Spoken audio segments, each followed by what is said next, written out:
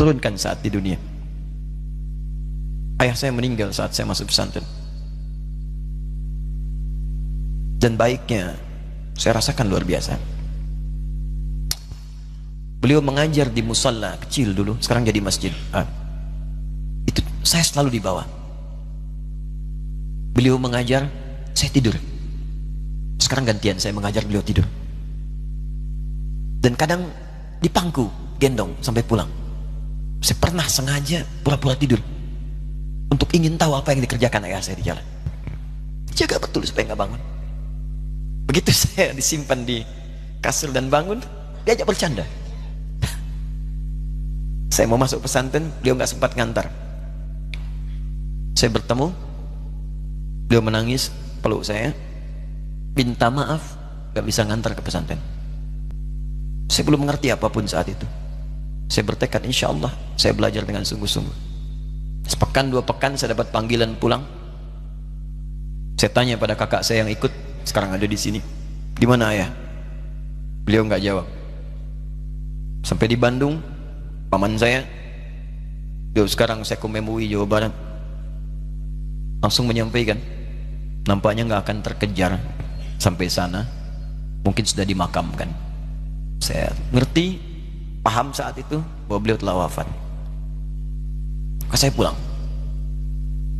Maghrib saya sampai, saya dapati ibu di ruangan tengah. Saya datangi, saya menahan tangis, tidak menangis sedikit pun, untuk membahagiakan ibu saya. Saya datang, saya peluk, saya temani tidurnya. Itu pertemuan saya dengan ayah saya terakhir di mimpi. Saya bermimpi melihat sudah pakai kemeja, tersenyum, mendadahi saya. Sudah.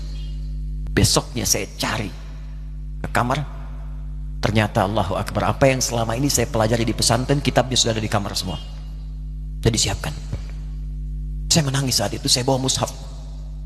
Jadi bapak saya, ayah saya, itu bajunya pun saat wafat dibagikan kepada sahabat-sahabatnya. Bajunya, kitab-kitab ini dibagikan. Ibu saya menunjukkan kemudian ada jam yang nanti nak pakai. Saya bilang, simpanlah. Saya bawa mushaf. Dengan mushaf itu saya duduk di ruangan tengah, saya menghadap ke kiblat dan saya mohon kepada Allah, ya Allah, saya tak punya kemampuan lagi membahagiakan ayah saya saat hidup di dunia, tapi mohon jadikan setiap huruf dalam Al-Quran ini, ya Allah, pahalanya mengalir untuk ayah saya. Begitu saya bacakan saat itu, tak bisa saya berhenti, dan tiba-tiba langsung masuk ayatnya, artinya, posisinya, nomornya, gak pernah berhenti, masuk. Saya bertekad ingin berbuat baik. Puncaknya saya sekolah. Ibu, ya Allah, saya ingin berbakti pada ibunda saya. Anda tahu apa yang terjadi? Demi Allah saya katakan, ketika Anda bersabar, ibu saya, Bu, Pak, itu krisis 97 Pak. Waktu krisis saya masuk pesantren, saya diberikan sempurna bekal seperti anak-anak lain.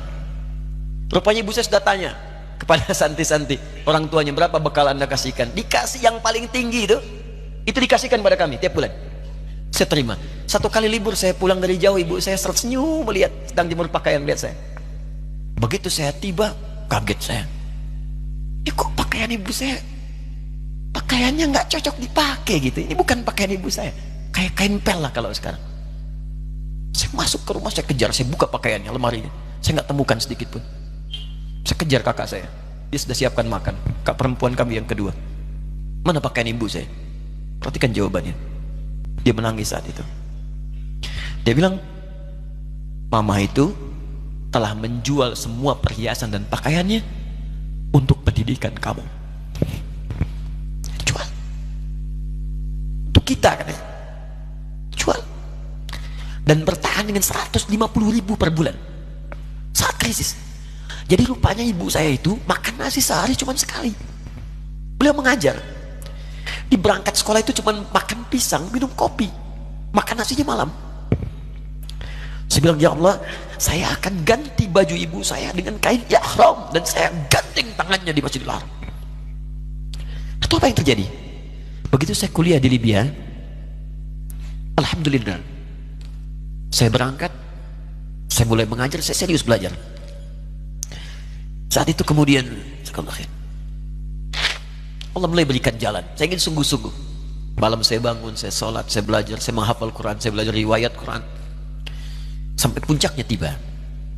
Saya ditugaskan pemerintah Indonesia saat itu untuk jadi petugas haji di Mekah. Saya telepon ibu saya. Saya bilang, Ma, saya insya Allah akan haji 2010. Saya telepon Februari saat itu. Saya dengar suara, terbayang wajahnya indah, senyuman, bahagia. Alhamdulillah nak. Kapan berangkat? Tahun ini insya Allah. Saya bilang, dan saya tidak akan pernah berangkat kecuali mama pun akan berangkat.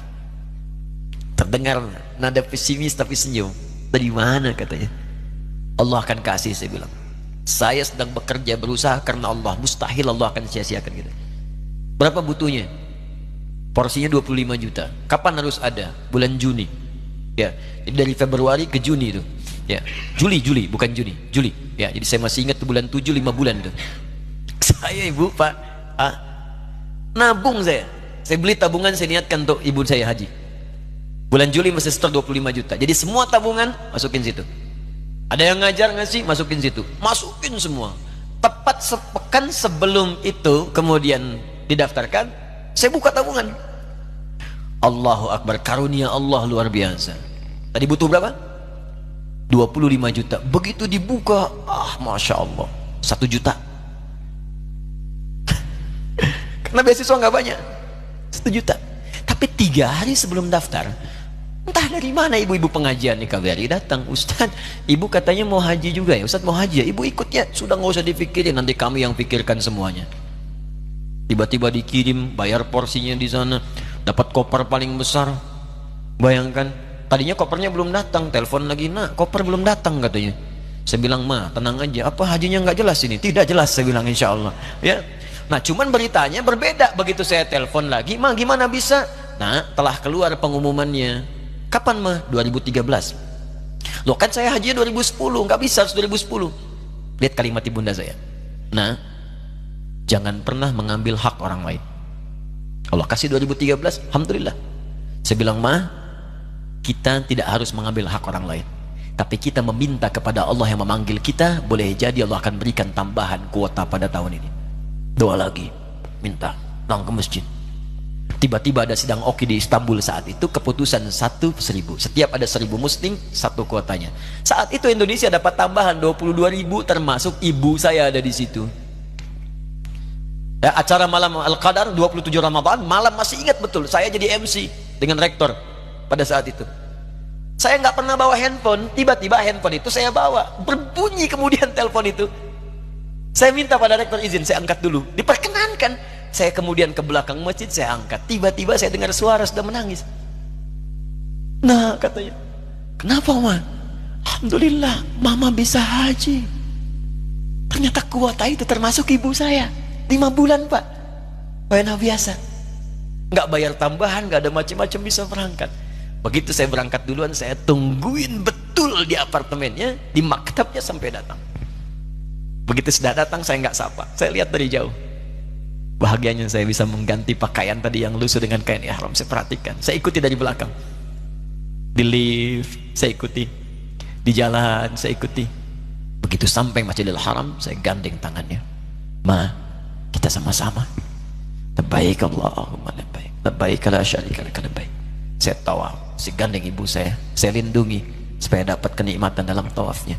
Begitu saya rasakan bagaimana Sayyidah Hajar bekerja keras untuk Ismail. Saya balas di situ.